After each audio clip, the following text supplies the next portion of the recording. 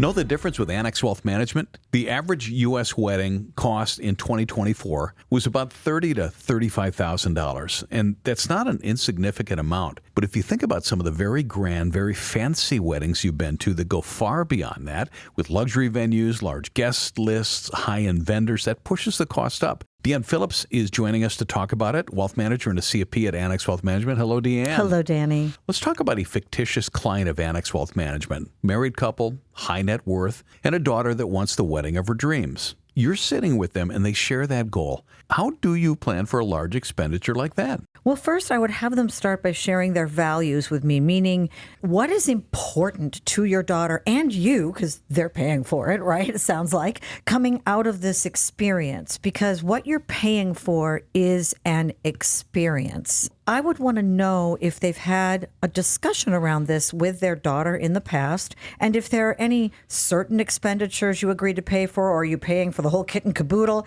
Do you want her and her significant other to have some sort of buy-in with the wedding costs in some sort of way? So are there certain expenditures they're expected to cover?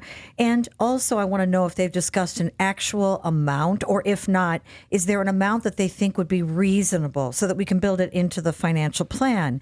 Did they have any money put aside for that purpose? You know, some people will start and say, hey, you know, whether it's tuition or a nice car or a down payment for a home or a wedding, we're going to put this pot of money away for our children and kind of let them designate. And if not, that's okay. We can take a look and see from a taxation point of view and a financial planning point of view what bucket of the parents' money makes it most sense to have that funding come from, as soon as we identify how much that might be about.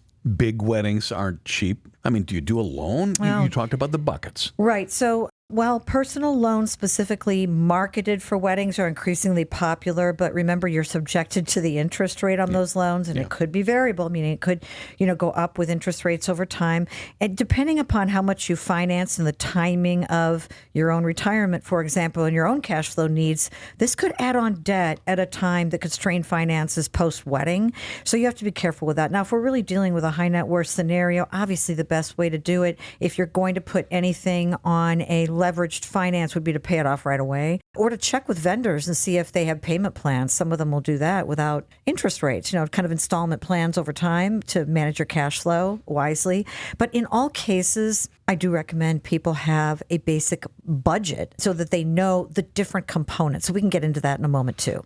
This would be a great example of racking up a lot of credit card points if you have the discipline to pay it off. Oh, yeah, for sure. Think about it. If you had a really great travel card with travel rewards, part of their honeymoon or benefits could be paid off with their wedding too. So, there's definitely that possibility to leverage smart debt. Tapping home equity, is that something people can do? Yeah, you want to be careful with that because remember, you're putting your house as collateral. So while it might seem, if you have to go to a loan, smarter because the interest rate could be half of what, for example, the personal rates on consumer debt can be really big on credit cards, like 20% plus, right? So now you're looking with a home equity line of credit at like half of that. But again, when you're paying for a wedding, you're paying for a one-time experience.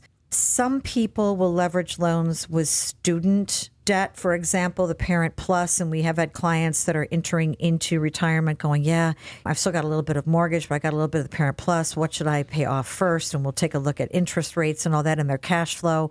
And, a lot of people still have the stigma that they want to enter retirement debt-free. But the thing about student loan debt, at least, if that's a value, again, both of them are values-based, right, for the family. I want to give this to my child. I want to help them.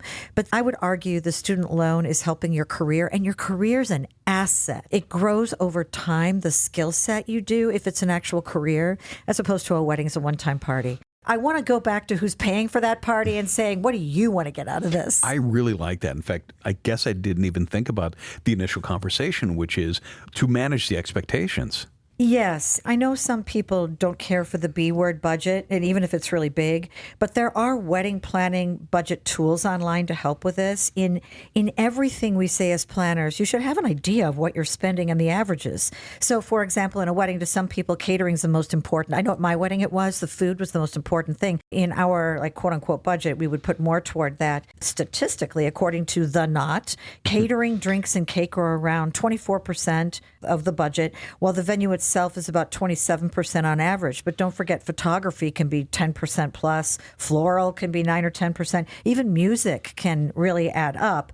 And don't forget too those little extras like the beauty appointments, nails, hair, all that, tanning maybe leading up to the wedding as well. But your final breakdown depends on location, number of guests, and time of year. Those things really greatly impact costs. And this is especially true about destination weddings. People might think, and I've seen this, I can get by with 10 grand. When they get travel and everything they want into it, they could be looking at 40 or 50. At Annex, it's all about the planning. Might be that elaborate wedding. Maybe it's a deep V hull with 300 horsepower in the back.